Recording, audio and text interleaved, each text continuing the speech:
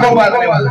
यकीनन इसमें कोई दो राय नहीं है कि आज अगर कोई साहबी अच्छा काम करता है, आगे जाता है, तो हम साहबी उसकी टांग के आगे उसको गले में बैठते हैं।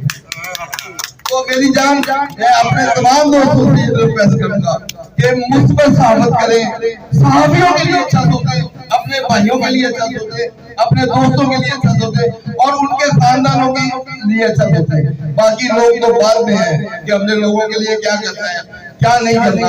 हमने सबसे पहले अपनी बिरादरी को, अपनी नस्ल को, ये हमारी नस्ल है और हम अपनी नस्ल के कातिल नहीं हो सकते। हमें अपनी नस्ल का कातिल नहीं बनना चाहिए।